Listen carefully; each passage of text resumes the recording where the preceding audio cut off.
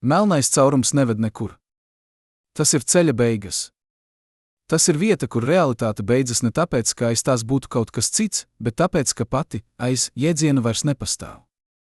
Mēs esam pieraduši domāt par durvīm kā par pārējām, tu atveri durvis, un aiz tām ir cita telpa, cita iespēja, cits ceļš. Bet iedomājieties durvis, aiz kurām nav aiz. Durvis, kuras šķērsojot jūs nenonākat citā vietā, bet gan pārstājat būt vietā vispār. Durvis, kuras šķērsojot jūs nezaudējat iespēju atgriezties, jūs zaudējat pašu jēdzienu atpakaļ. Tas ir melnais caurums. Tas nav portāls uz citu dimensiju, nav tunelis uz paralēlo visumu, nav kosmiskā lifta šahta uz nezināmo. Tas ir slasts telpā laikā, no kura nav izējas, jo aiz notikumu horizonta visi ceļi, visi iespējamie ceļi, visas iespējamās trajektorijas, visas virzienu kombinācijas, ved tikai vienā virzienā uz singularitāti. Un šis virziens nav virziens telpā. Tas ir virziens laikā. Virziens uz priekšu laikā. Virziens, no kura jūs nevarat izvairīties tāpat, kā nevarat izvairīties no rītdienas. Katru rītu jūs pamostaties un zināt, ka nākamā diena nāks. Jūs nevarat to apturēt. Jūs nevarat atgriezties vakarā. Laiks plūst tikai uz priekšu, un jūs plūstat līdzi. Tas ir tik fundamentāls, tik acīm redzams, ka mēs pat nedomājam par to kā par ierobežojumu. Bet iedomājieties, ka šis pats neizbēgamais plūdums, šī pati nespēja atgriezties laikā, kļūst par neizbēgamību telpā. Iedomājieties, ka uz priekšu laikā un uz centru kļūst par vienu un to pašu virzienu.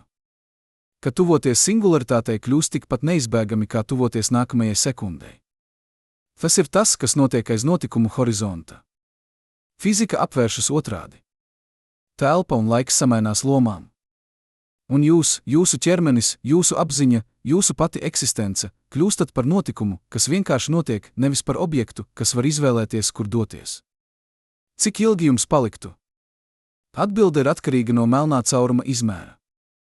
Mazam melnajam caurumam, tādam, kas radies no sabrukušas zvaigznes ar masu 10 reizes lielāku par Sauli, notikumu horizonts atrodas aptuveni 3 km attālumā no centra.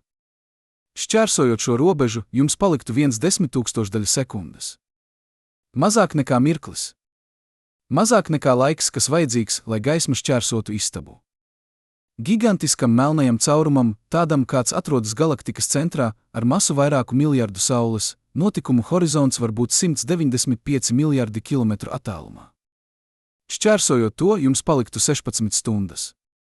16 stundas, kurās jūs vēl varētu domāt, elpot, vērot, kā visums ap jums deformējas. Bet rezultāts būtu viens un tas pats, jūs nonāktu singularitātē punktā, kur telpa un laiks beidzas, kur blīvums kļūst bezgalīgs, kur jūs tiktu saspiests līdz nulles izmēram. Bet kas īsti ir šis notikumu horizonts? Kāpēc tas ir tik īpašs? Kāpēc fizika tur mainās? Un kā mēs vispār zinām, ka tas pastāv, ja neviens, kas to šķērsojas, nav atgriezies, lai pastāstītu? Pirms mēs varam saprast melnos caurumus, mums jāsaprot, ka telpa nav tukšums. Tā nav vienkārši nekas starp objektiem. Telpa ir kaut kas. Tā ir audums, struktūra, lauks, kas var izliekties, viļņoties, plīst. Un laiks nav vienkārši pulksteņa rādītāja kustība.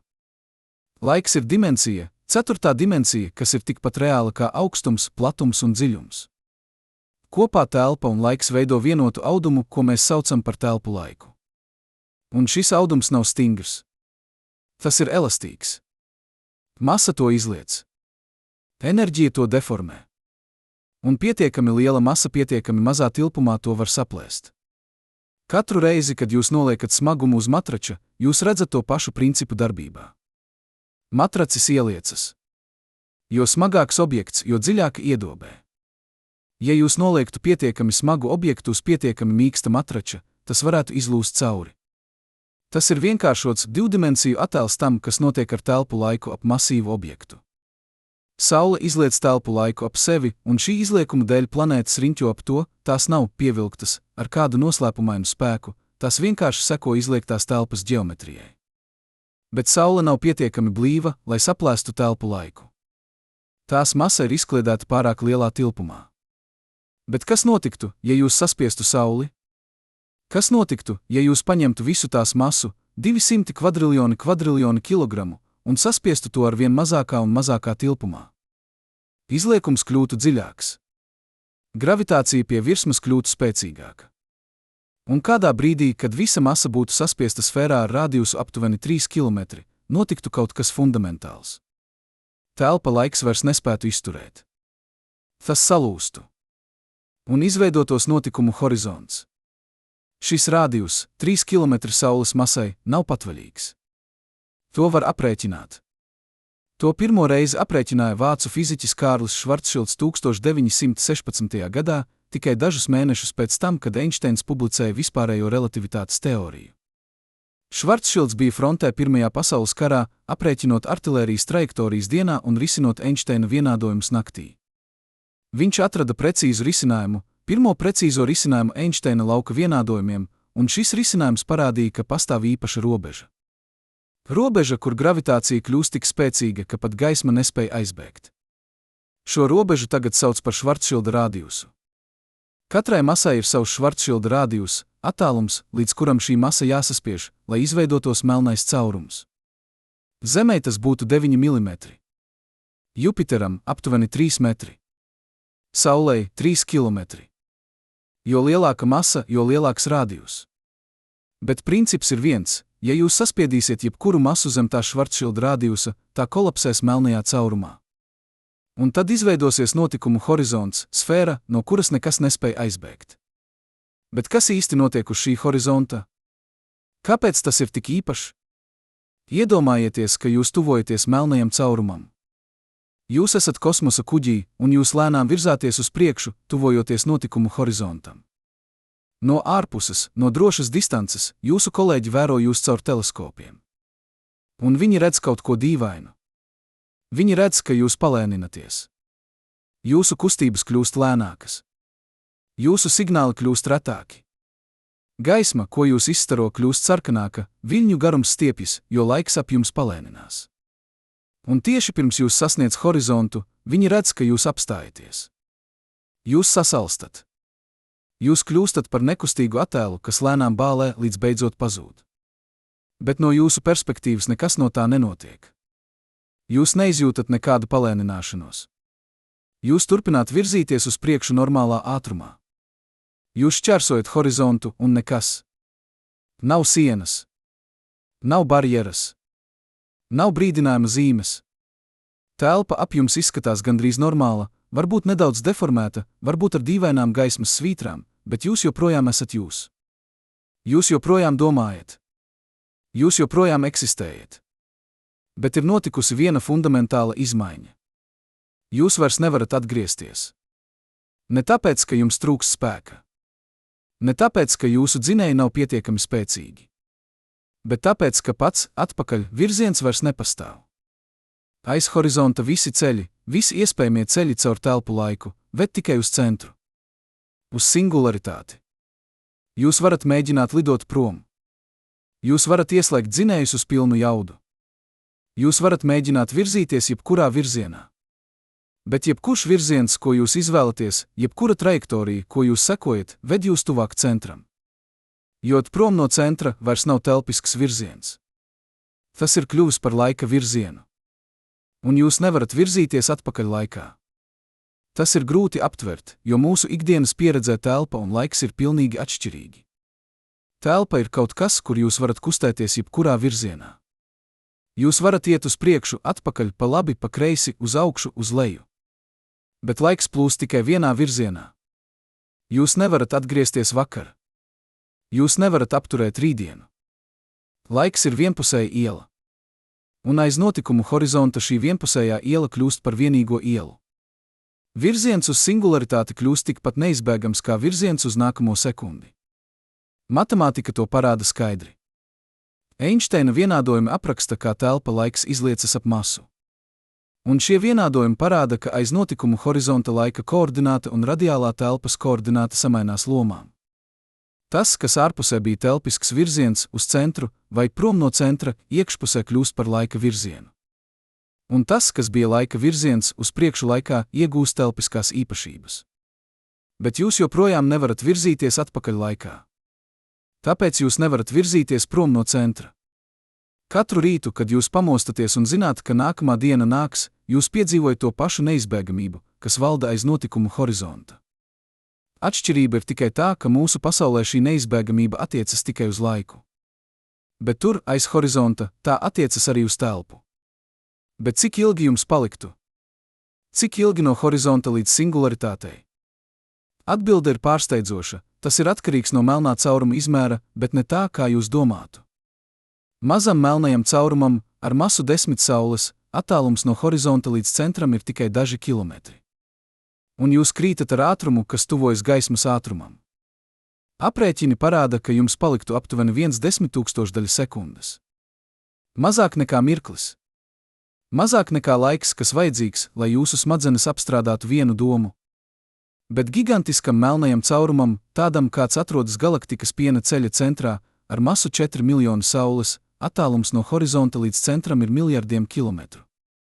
Un lai gan jūs joprojām krītat ar milzīgu ātrumu, šis attālums ir tik liels, ka jums paliktu stundas. Aprēķini lielākajiem zināmajiem melnajiem caurumiem, ar masu vairāku 10 miljardu Saules, parāda, ka jums varētu palikt līdz 16 stundām. 16 stundas. Pilna darba diena. Laiks, kurā jūs varētu izlasīt grāmatu, noskatīties filmu, paēst maltīti.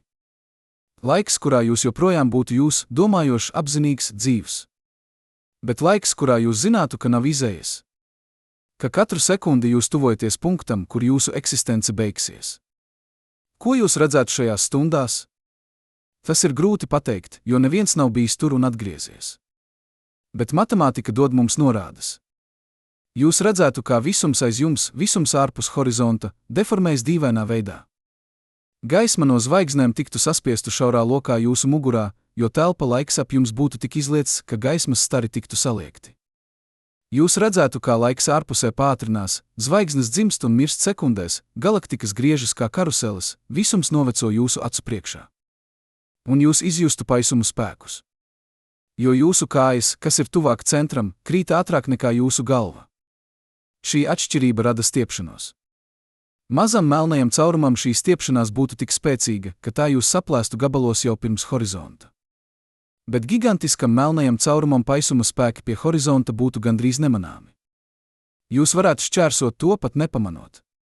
Tikai tuvāk singularitātei, pēdējās sekundēs vai minūtēs, stiepšanās kļūtu neiespējama. Jūsu ķermenis tiktu izstiepts kā spageti, pēc tam saplēsts molekulās, pēc tam atomos, pēc tam subatomiskās daļiņās, līdz beidzot viss, kas jūs bijāt, tiktu saspiests punktā ar nulles izmēru un bezgalīgu blīvumu. Singularitāte. Vieta, kur matemātika salūst. Vieta, kur fizika beidzas. Vieta, kur telpa un laiks pārstāja pastāvēt jebkādā formā, ko mēs varam saprast. Bet, lai patiesi saprastu, kas notiek aiz horizonta, mums jāiedziļinās mehānikā, kas parasti paliek slēpta aiz vienādojumiem. Katru dienu jūs pieņemat lēmumus, pagriezties pa labi vai pa kreisi, iet uz priekšu vai atpakaļ, palikt vai doties prom. Šie lēmumi šķiet brīvi, jo telpa ap jums piedāvā iespējas. Jūs varat izvēlēties virzienu. Bet kas ir virziens? Fizikā virziens ir vektors cauri telpu laikam, līnija, kas savieno jūsu tagadni ar jūsu nākotni. Un normālā telpā šīs līnijas veido tīklu, bezgalīgu iespēju labirintu, kur katrs krustojums piedāvā jaunas izvēles. Bet aiz notikumu horizonta šis labirints sabrūk. Visi ceļi saplūst vienā. Visi vektori norāda uz singularitāti. Un jūs nevarat izvēlēties ceļu, kas nepastāv, tāpat kā jūs nevarat izvēlēties nepiedzīvot nākamo mirkli. Fizika nav kļuvusi naidīga. Tā vienkārši ir kļuvusi vienpusēja. Un šī vienpusība ir absolūta. Iedomājieties, ka jūs braucat pa šoseju, un pēkšņi visas joslas, visas iespējamās joslas, pat pretējā virzienā, sāk virzīties uz vienu un to pašu galamērķi. Jūs varat griezt stūri. Jūs varat mēģināt braukt atpakaļ. Bet ceļš zem jūsu riteņiem joprojām ved uz priekšu. Tas nav tāpēc, ka kāds jūs spiež. Tas ir tāpēc, ka pati, atpakaļ, jēdziena vairs nav. Ceļš ir pārveidojies. Un jūs esat uz tā. Matemātika, kas apraksta šo transformāciju, ir eleganta un šausmīga vienlaikus. Einšteina lauka vienādojumi satur lielumu, ko sauc par metrisko tenzoru, objektu, kas apraksta, kā attālumi un leņķi darbojas katrā telpas laika punktā. Normālā telpā šis tenzors ir gandrīz plakans, telpa uzvedas tā, kā mēs to gaidām no Eiklīda ģeometrijas. Bet tuvojoties melnajam caurumam, tenzors sāk deformēties. Komponentes, kas apraksta laiku, kļūst mazākas. Komponentes, kas apraksta radiālo telpu, kļūst lielākas. Un tieši uz horizonta notiek kaut kas īpašs, šīs komponentes šķērso nulli un maina zīmi. Tas, kas bija pozitīvs, kļūst negatīvs. Tas, kas bija telpa, kļūst par laiku. Un matemātiskā struktūra, kas atļāva kustību abos virzienos, sabrūk vienā virzienā. Tas pats princips darbojas, kad jūs skatāties uz karti un redzat, ka dažas ielas ir vienvirziena. Jūs varat braukt pa tām tikai vienā virzienā, ne tāpēc, ka fizikāli nevarētu braukt pretēji, bet tāpēc, ka noteikumi to aizliedz. Bet aiz horizonta noteikumi nav sociāli, tie ir fundamentāli. Telpa laika struktūra pati atļauj kustību tikai vienā virzienā. Un jūs nevarat pārkāpt telpu laiku. Bet ir vēl dziļāks slānis. Slānis, kas saistīts ar to, kā informācija plūst cauri visumam. Katrs notikums, katrs fotons, kas tiek izstarots, katrs atoms, kas vibrē, katrs neirons, kas aktivizējas jūsu smadzenēs, atstāja pēdas telpu laikā. Šīs pēdas veido struktūru, ko fiziķi sauc par gaismas konusu. Iedomājieties, ka jūs ieslēdzat lukturi. Gaisma izplatās no jums visās pusēs ar ātrumu 300,000 km/sekundē. Pēc vienas sekundes tā ir izveidojusi sfēru ar radiusu 300,000 km. Pēc 2 sekundēm sfēru ar radiusu 600,000 km. Šīs sfēras, sakārtotas laikā, veido konusu, ģeometrisku formu telpu laikā, kas parāda, kur jūsu gaisma var nonākt. Bet gaismas konuss nav tikai par gaismu. Tas ir par cēloņu sakarību. Tas parāda, kuri notikumi var ietekmēt citus notikumus. Ja kaut kas atrodas jūsu gaismas konusā, jūs varat to ietekmēt, nosūtot signālu, izmešot objektu, izstarojot enerģiju. Bet ja kaut kas atrodas ārpus jūsu gaismas konusa, jūs nevarat to ietekmēt. Vēl ne. Varbūt nākotnē, kad jūsu gaismas konus paplašināsies. Bet ne tagad. Normālā telpā jūsu gaismas konus paplašinās visās pusēs. Nākotne ir atvērta. Bet tuvojoties melnajam caurumam, konus sāk deformēties. Tas sāk sašaurināties. Virzieni, kas agrāk bija pieejami, kļūst nepieejami. Un tieši uz horizonta konus pilnībā sabrūk vienā virzienā uz singularitāti. Visi iespējamie nākotnes notikumi, visi iespējamie ceļi, visi iespējamie likteni saplūst vienā punktā. Un jūs nevarat izvairīties no punkta, kas ir vienīgā jūsu nākotne. Tas pats process notiek, kad jūs plānojat savu dienu un saprotat, ka daži notikumi ir neizbēgami. Jums jāēd. Jums jāguļ. Jums jānomaksā rēķini. Šie nav izvēles, tie ir ierobežojumi, kas izriet no jūsu eksistences struktūras. Bet aiz horizonta viss kļūst par ierobežojumu. Nav izvēļu. Ir tikai viens ceļš. Un tas ved uz beigām. Bet varbūt visšausmīgākais aspekts nav pati singularitāte. Tas ir ceļš uz to. Jo aiz horizonta jūs joprojām esat apzinīgs. Jūs joprojām domājat. Jūs joprojām piedzīvojat laiku. Un jūs zināt, kas notiks. Jūs zināt, ka katru sekundi jūs tuvojaties punktam, kur jūsu eksistence beigsies. Un jūs nevarat neko darīt, lai to apturētu. Iedomājieties, ka jūs esat gigantiskā melnajā caurumā, tādā, kur jums paliek 16 stundas. 16 stundas, kurās jūs varat domāt, atcerēties, izjust. Pirmajās stundās varbūt jūs mēģinātu kaut ko darīt. Jūs ieslēgtu dzinējus. Jūs aprēķinātu trajektorijas. Jūs meklētu izeju. Bet matemātika ir nežēlīga. Katrs aprēķins parāda to pašu rezultātu, nav izējas. Katrs mēģinājums virzīties prom ved jūs tuvāk. Un pēc kāda laika jūs pārstātu mēģināt. Jūs vienkārši gaidītu. Ko jūs domātu šajās stundās? Varbūt jūs atcerētos savu dzīvi, cilvēkus, kurus mīlējāt, vietas, kur bijāt, brīžus, kas jums bija svarīgi. Varbūt jūs mēģinātu saprast, kā jūs šeit nonācāt. Varbūt jūs vienkārši vērotu, kā visums ap jums deformējas, kā zvaigznes kļūst par svītrām, kā galaktikas griežas, kā laiks ārpusē pātrinās. Varbūt jūs mēģinātu atrast kādu nozīmi, kādu mierinājumu, kādu sapratni. Bet nozīme ir grūti atrast vietā, kas ir burtiski nozīmes beigas. Jo singularitāte nav tikai fiziska iznīcināšana. Tā ir informācijas iznīcināšana. Viss, kas jūs bijāt, katrs atoms jūsu ķermenī, katrs neirons jūsu smadzenēs, katrs fotons, kas jebkad atspoguļojās no jūsu ādas, tiks saspiests punktā ar nulles izmēru. Un šajā procesā visa informācija par jums tiks zaudēta. Ne tikai jūsu fiziskā forma, bet jūsu vēsture, jūsu atmiņas, jūsu identitāte. Viss, kas jūs atšķīra no jebkura cita objekta visumā, tiks izdzēsts. Tas pats princips darbojas, kad jūs dzēšat failu no datora un pēc tam iztukšojat atkritni. Informācija nav vienkārši paslēpta, tā ir pārrakstīta, fragmentēta, zaudēta. Bet vismaz datorā teorētiski varētu atjaunot datus, ja pietiekami ātri rīkotos. Singularitātē nav pietiekami ātri. Nav atjaunot. Ir tikai galīga, neatgriezeniska izdzēšana. Un tomēr, pat zinot visu šo šausmu, mēs varam uzdot dziļāku jautājumu. Jautājumu, kas ved mūs tālāk par melnajiem caurumiem, tālāk par singularitātēm, tālāk pat par telpu laiku. Jautājumu par to, kas notiek ar informāciju. Jo fizikā pastāv princips, ko sauc par informācijas saglabāšanu. Šis princips saka, ka informācija nevar tikt iznīcināta. Tā var tikt transformēta, izkliedēta, padarīta nepieejama, bet ne pilnībā izdzēsta. Ja jūs sadedzināt grāmatu, informācija tajā nav zudusi, tā ir pārvērsta par pelnu molekulāro struktūru, dūmu daļiņu kustību, siltuma starojumu. Teorētiski, ja jums būtu pietiekami precīzi mērījumi un pietiekami spēcīgi datori, jūs varētu rekonstruēt grāmatu no tās sadegšanas produktiem. Bet kas notiek ar informāciju, kas iekrīt melnajā caurumā? Vai tā tiek iznīcināta singularitātē? Vai tā kaut kur saglabājas? Šis jautājums ir mocījis fiziķus gadu desmitiem. 70. gados Stīvens Hokings parādīja, ka melnie caurumi nav pilnīgi melni, tie izstaro siltumu caur kvantu efektiem pie horizonta. Šo starojumu tagad sauc par Hokinga starojumu. Un tas nozīmē, ka melnie caurumi lēnām iztvaikot, zaudē masu, kļūst mazāki, līdz beidzot pilnībā pazūd. Bet Hokinga starojums ir pilnīgi haotisks, tas nesatur nekādu informāciju par to, kas iekrita melnajā caurumā. Tas ir tikai termisks troksnis. Tātad, ja melnais caurums iztvaikot un neizstaro informāciju, kas notiek ar visu informāciju, kas tajā iekrita? Vai tā vienkārši pazūd? Vai fizika pārkāpj savu fundamentālāko principu?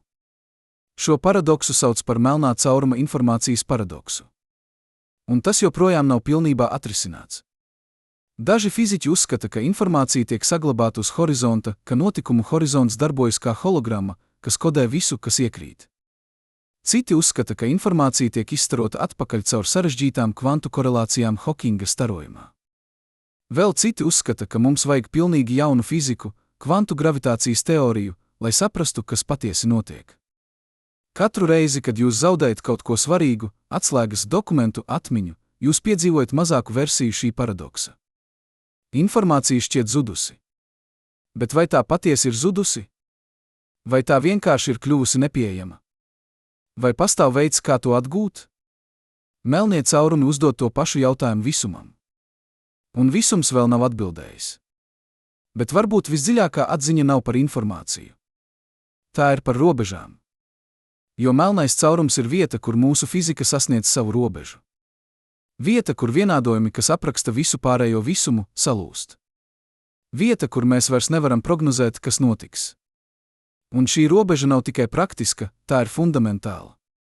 Einšteina vispārējā relativitātes teorija ir viena no veiksmīgākajām teorijām fizikā. Tā apraksta, kā gravitācija darbojas, kā planētas riņķo, kā gaisma liecas, kā laiks palēninās. Tā ir pārbaudīta tūkstošiem eksperimentu un novērojumu. Bet singularitātē tā prognozē bezgalīgus lielumus, bezgalīgu blīvumu, bezgalīgu izliekumu, bezgalīgu gravitāciju. Un bezgalība matemātikā parasti nozīmē, ka kaut kas ir salauzts. Ka teorija ir sasniegusi savu robežu. Tas pats notiek ar kvantu mehāniku, otru lielo fiziku teoriju. Tā apraksta, kā daļiņas uzvedas, kā atomi miedarbojas, kā enerģija tiek pārnesta. Bet tā nevar aprakstīt gravitāciju. Tā nevar aprakstīt, kas notiek, kad telpa laiks kļūst tik izliets, ka kvantu efekti kļūst svarīgi. Un singularitāte ir tieši tā vieta, kur gravitācija ir tik spēcīga, ka kvantu efekti nevar tikt ignorēti, bet kur mums nav teorijas, kas apvieno abus. Mums vajag kvantu gravitācijas teoriju. Mums vajag veidu, kā aprakstīt telpu laiku kvantu līmenī. Un mums tādas teorijas vēl nav. Katru reizi, kad jūs saskaraties ar problēmu, kuru nevarat atrisināt ar esošajām metodēm, jūs piedzīvojat līdzīgu robežu. Jūs saprotat, ka jūsu rīki nav pietiekami. Ka jums vajag jaunus rīkus, jaunas idejas, jaunu pieeju. Melnie caurumi ir visuma veids, kā mums pateikt, jūsu fizika nav pilnīga. Jums vajag doties dziļāk. Un varbūt tas ir skaisti. Jo robeža nav beigas, tā ir uzaicinājums. Uzaicinājums domāt dziļāk, redzēt tālāk, saprast vairāk. Melnais caurums neved nekur. Bet tas norāda uz kaut ko. Uz jautājumiem, kurus mēs vēl neesam uzdevuši. Uz atbildēm, kuras mēs vēl neesam atraduši. Uz realitāti, kas ir dziļāka, dīvaināka, brīnišķīgāka nekā jebkas, ko mēs varam iedomāties. Jo singularitāte nav tikai vieta, kur fizika beidzas. Tā ir vieta, kur fizika sākas no jauna. Kur vecās teorijas salūst un jaunās gaida, lai tiktu atklātas. Kur visums mums saka, jūs vēl nezināt visu. Un tas ir labi. Jo nezināšana ir tas, kas virza mūs uz priekšu. Melnais caurums neved nekur. Bet tas ved mūs uz jautājumiem. Un jautājumi, tie ved visur. Bet starp visiem šiem aprēķiniem, starp visām šīm robežām un paradoksiem, mēs esam aizmirsuši vienu fundamentālu patiesību. Melnais caurums nav tikai teorētiska konstrukcija. Tas nav tikai matemātiska kuriozitāte vai domas eksperiments. Tas ir reāls objekts, kas pastāv visumā. Miljoniem no tiem. Miljardiem. Katras galaktikas centrā. Starp zvaigznēm. Pat iespējams tuvu mums neredzami tumsā. Un katrs no tiem ir vieta, kur realitāte beidzas. Vieta, kur ceļš apstājas. Vieta, kur viss, kas iekrīt, nekad neatgriežas. Mēs runājām par to, kā telpa un laiks samainās lomām. Kā virzieni sabrūk. Kā informācija iespējams zūd. Bet tagad redzam dziļāku sakarību, ka šis pats princips, šī pati neizbēgamība, šī pati vienpusība darbojas visur ap mums. Ne tikai melnos caurumos, bet katrā procesā, kas kustas tikai vienā virzienā. Katrā notikumā, no kura nav atgriešanās. Katrā brīdī, kad durvis aiz mums aizveras uz visiem laikiem. Katru rītu, kad jūs pamostaties, jūs šķērsojat savu personīgo notikumu horizontu. Vakardiena ir aiz jums. Jūs nevarat atgriezties tajā. Jūs nevarat mainīt to, kas jau noticis. Laiks ir virzījies uz priekšu, un jūs esat virzījies līdzi. Tas nav tāpēc, ka kāds jūs spiež. Tas ir tāpēc, ka laika struktūra atļauj kustību tikai vienā virzienā. Tāpat kā telpa laika struktūra aiz horizonta atļauj kustību tikai uz singularitāti. Atšķirība ir tikai mērogā. Mūsu ikdienas dzīvē šī vienpusība attiecas tikai uz laiku. Mēs varam kustēties telpā jebkurā virzienā, uz priekšu, atpakaļ, pa labi, pa kreisi. Bet melnajā caurumā šī vienpusība pārņem visu. Telpa kļūst tikpat vienpusēja kā laiks. Un tad nav nekur, kur doties. Ir tikai viens ceļš. Viens liktenis. Viena beigu vieta. Un tomēr, pat zinot to visu, mēs varam saskatīt skaistumu šajā šausmā. Jo melnais caurums nav tikai iznīcināšanas vieta. Tas ir arī radīšanas vieta. Vieta, kur visums parāda savu dziļāko struktūru. Vieta, kur fizika kļūst tik ekstrēma, ka tā atklāj patiesības, kuras citādi paliktu slēptas. Mēs runājām par to, kā Hokinga starojums liek melnajiem caurumiem lēnām iztvaikot. Bet šis process nav tikai iznīcināšana. Tas ir arī transformācija. Masa, kas reiz bija ieslodzīta aiz horizonta, tiek pārvērsta par enerģiju. Enerģija, kas tiek izstarota atpakaļ visumā. Un šī enerģija var kļūt par jaunām daļiņām, jauniem atomiem, jaunām zvaigznēm, jaunām planētām. Melnais caurums ir ne tikai beigas. Tas ir arī sākums. Tas pats princips darbojas, kad jūs sadedzināt malku kamīnā. Koks tiek iznīcināts. Bet tā enerģija netiek zaudēta, tā pārvēršas par siltumu, kas sasilda jūsu māju, par gaismu, kas apgaismo jūsu seju, par pelnu, kas bagātinās augsni. Beigas vienā formā ir sākums citā. Un visums nepazīst patiesu iznīcināšanu, tikai transformāciju. Bet melnais caurums ved šo transformāciju līdz galējībai. Jo tas nepārvērš tikai formu. Tas pārvērš pašu telpu laiku. Tas pārvērš pašu realitātes audumu. Un šajā procesā tas atklāja kaut ko dziļu par to, kas ir iespējams. Par to, cik tālu fizika var aiziet. Par to, cik ekstrēmi apstākļi var kļūt pirms pati eksistence salūst. Mēs runājām par singularitāti kā par punktu, kur fizika beidzas. Bet varbūt tas nav precīzi. Varbūt singularitāte nav vieta, kur fizika beidzas, bet vieta, kur tā kļūst par kaut ko citu. Vieta, kur klasiskā fizika, kas apraksta objektus, trajektorijas, cēloņus un sekas, pārvēršas par kvantu fiziku. Vieta, kur noteiktība pārvēršas par nenoteiktību. Vieta, kur realitāte kļūst par varbūtību. Jo kvantu līmenī nekas nav noteikts. Elektrons nav punkts, tas ir varbūtības mākonis. Fotons nav viļņs vai daļiņa, tas ir abi vienlaikus. Un mērījums nav vienkārši novērošana, tas ir radīšana. Akts, kas liek realitātei izvēlēties vienu iespēju no daudzām. Varbūt singularitātē notiek tas pats. Varbūt tur, kur telpa laiks sabrūk punktā ar nulles izmēru, klasiskā realitāte pārvēršas par kvantu realitāti. Varbūt singularitāte nav punkts, bet varbūtības lauks. Varbūt tur, kur mūsu vienādojumi parāda bezgalību, patiesībā pastāv kaut kas daudz dīvaināks, kvantu putas, kur telpa un laiks vairs nav nepārtraukti, bet sastāv no mazākajām iespējamajām vienībām. Kur realitāte kļūs granulēta, digitāla, diskrēta. Tas pats princips darbojas, kad jūs pietuvināt attēlu datorā. No tālienes tas izskatās gludi, nepārtraukti. Bet pietuvināt pietiekami tuvu, un jūs redzat pikseļus, mazākās vienības, no kurām attēls sastāv. Varbūt telpa laiks ir līdzīgs. Varbūt pastāv mazākais iespējamais attālums, Planka garums aptuveni 100 miljonus triljonu daļa metra.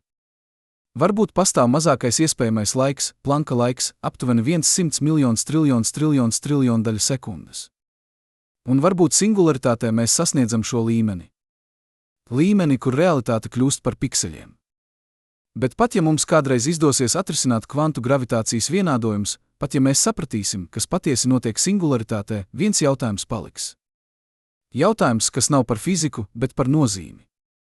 Jautājums, kāpēc? Kāpēc visums atļauj melnajiem caurumiem pastāvēt? Kāpēc pastāv vietas, kur realitāte beidzas?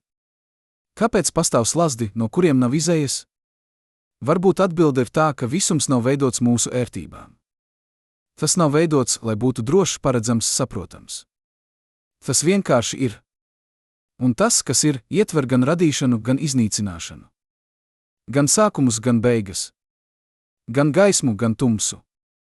Gan vietas, kur dzīvība var uzplaukt, gan vietas, kur viss beidzas. Katru vakaru, kad jūs skatāties uz zvaigznēm, jūs redzat abus. Jūs redzat gaismu no zvaigznēm, kas dzimušas pirms miljardiem gadu. Bet jūs arī redzat tumsu starp tām, tumsu, kurā iespējams slēpjas melnie caurumi. Abas ir daļa no tā paša visuma. Abas ir nepieciešamas, lai visums būtu tas, kas tas ir. Jo bez beigu vietām nebūtu kontrasta. Nebūtu robežu. Nebūtu jautājumu, kas virza mūs uz priekšu. Melnais caurums ir visuma veids, kā mums pateikt, pastāv vietas, kur jūs nevarat iet. Pastāv jautājumi, uz kuriem jūs vēl nezināt atbildes. Pastāv noslēpumi, kas gaida, lai tiktu atklāti.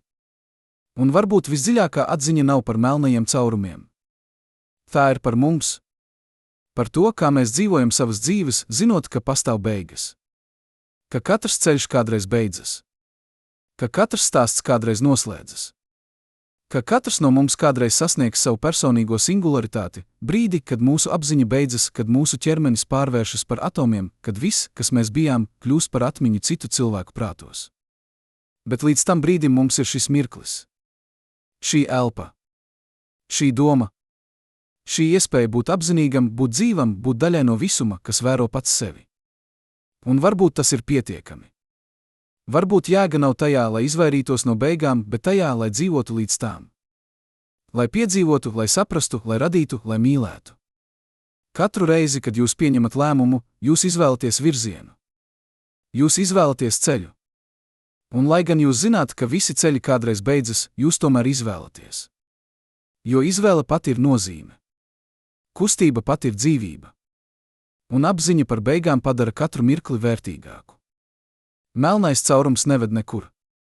Bet tas māca mums kaut ko. Tas māca, ka pastāv robežas. Ka pastāv vietas, kur mēs nevaram iet. Ka pastāv jautājumi, uz kuriem mēs vēl nezinām atbildes. Un tas māca, ka šīs robežas nav vājums, tās ir uzaicinājums. Uzaicinājums domāt dziļāk. Redzēt tālāk. Saprast vairāk. Jo visums nav problēma, kas jāatrisina. Tas ir noslēpums, kas jāpiedzīvo. Un melnie caurumi, šīs vietas, kur realitāte beidzas, ir daļa no šī noslēpuma. Daļa no skaistuma. Daļa no brīnuma. Un tā mēs atgriežamies pie sākuma. Pie jautājuma, uz kurieni ved melnie caurumi? Un tagad mēs zinām atbildi. Tie neved nekur. Tie ir ceļa beigas.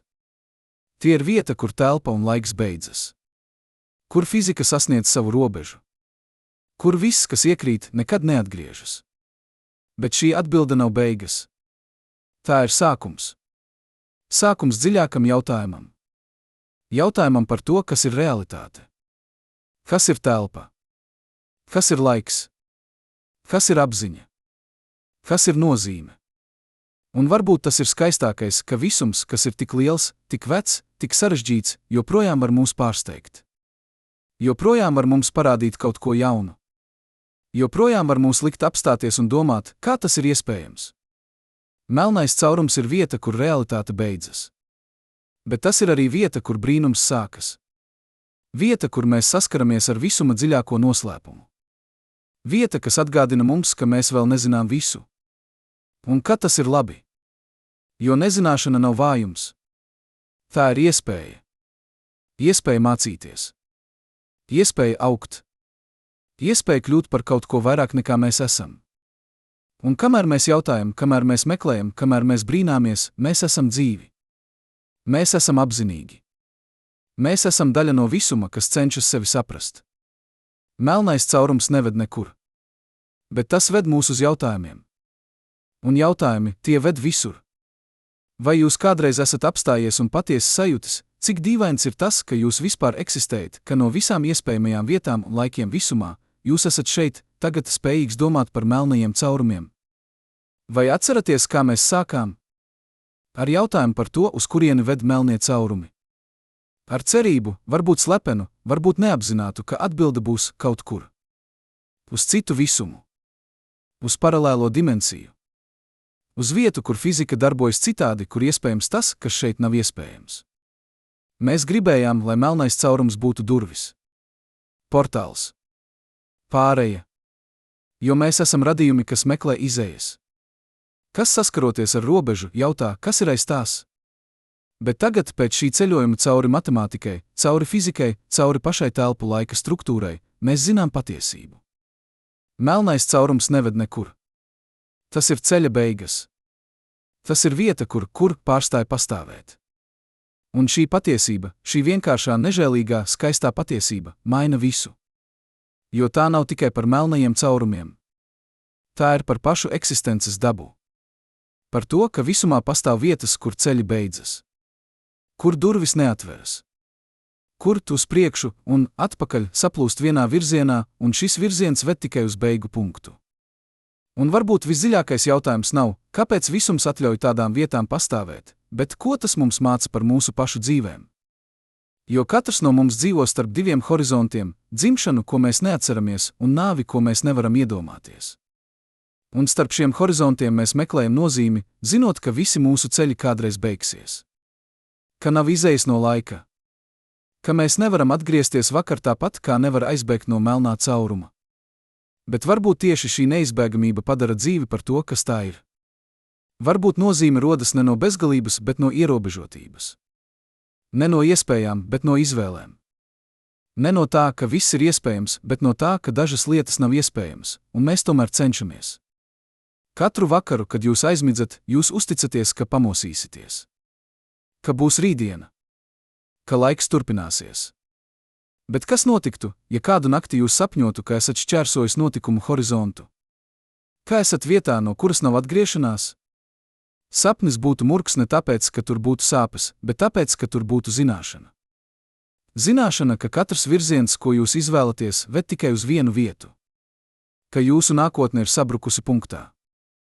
Ka laiks, kas jums palicis, ir saskaitāms 16 stundas vai 1/10,000 sekundes, vai kaut kas starp to, un ka neviens spēks visumā nevar to mainīt. Šis murgs būtu par brīvības zaudēšanu. Par izvēles zaudēšanu. Par to, ka kļūt par notikumu, kas vienkārši notiek, nevis par būtni, kas var lemt. Bet vai mēs patiešām esam tik atšķirīgi?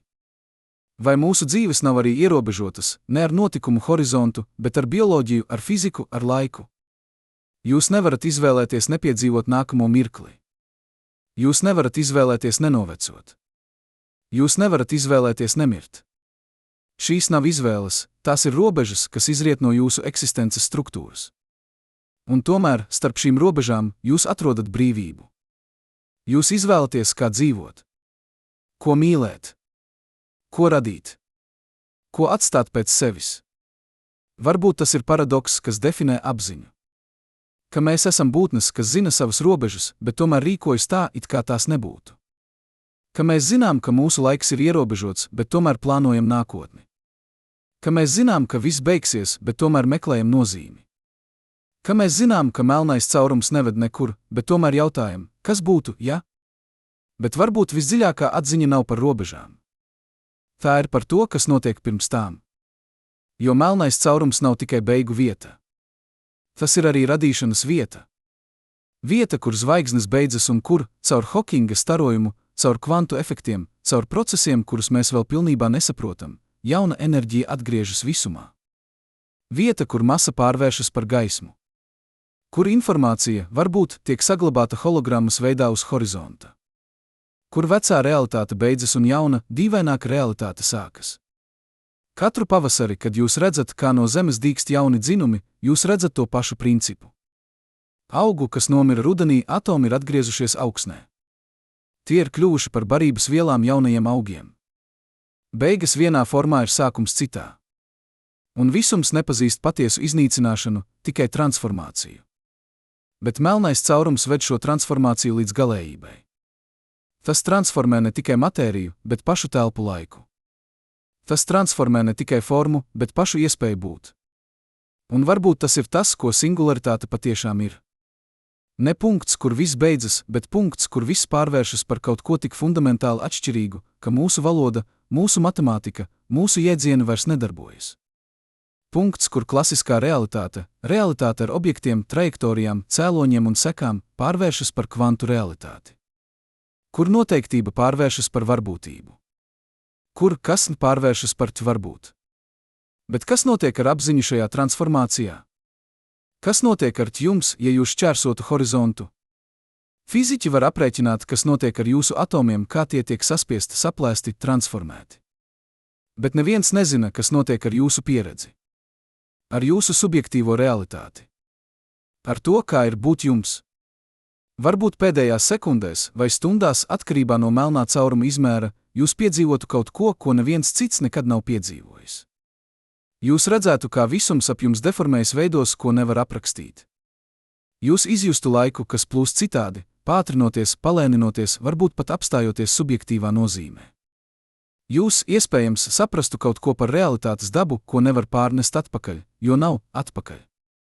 Jūsu pēdējā doma būtu unikāla, doma, kas pieder tikai jums un singularitātei. Vai šī doma būtu par bailēm? Par nožēlu? Par pieņemšanu? Vai tā būtu par skaistumu, par to, cik neparasts ir tas, ka jūs vispār eksistējāt, ka no visām iespējamajām vietām un laikiem visumā, jūs bijāt šeit, tagad spējīgs piedzīvot šo pēdējo neiespējamo mirkli? Mēs nekad neuzzināsim.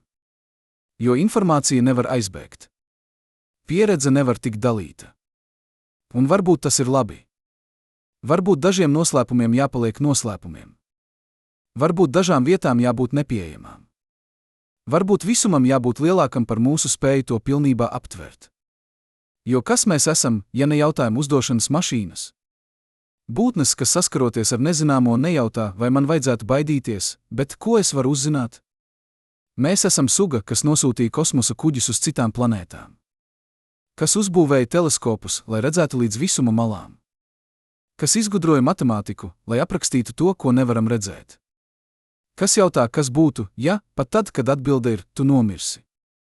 Katru reizi, kad bērns jautā, kāpēc debesis ir zilas, vai kur beidzas visums, viņš atkārto to pašu impulsu, kas lika mums pētīt melnos caurumus.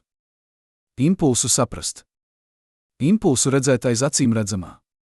Impulsu jautāt jautājumus, uz kuriem varbūt nav atbilžu, bet kuru uzdošana pati ir atbilde. Jo varbūt nozīme nav atbildēs. Varbūt tā ir jautājumos. Varbūt tas, kas padara mūs cilvēciskus, nav mūsu spēja atrisināt problēmas, bet mūsu spēja tās redzēt. Mūsu spēja skatīties uz melno caurumu, uz vietu, kur realitāte beidzas, un jautāt, bet kas ir aiz tā? Pat zinot, ka nav aiz. Pat zinot, ka jautājums pats ir neiespējams. Un tā mēs nonākam pie dziļākā paradoksa. Paradoksa, kas nav par melnajiem caurumiem, bet par apziņu. Par to, ka mēs esam visuma daļa, kas spēj domāt par visumu. Atomi, kas sakārtojušies tā, ka tie var jautāt par atomiem. Telpa laiks, kas izliecies tā, ka tas var domāt par telpu laiku. Fizika, kas kļuvusi apzinīga un tagad cenšas saprast sevi. Katrs atoms jūsu ķermenī reiz bija zvaigznē. Ogleklis jūsu šūnās radās zvaigznes kodolā, kur temperatūra bija miljardiem grādu. Dzels jūsu asinīs radās supernovas sprādzienā, zvaigznes nāves brīdī. Skābeklis, ko jūs ieelpojat, radās citā zvaigznē, citā laikā, citā galaktikas vietā. Jūs esat burtiski veidots no zvaigžņu putekļiem.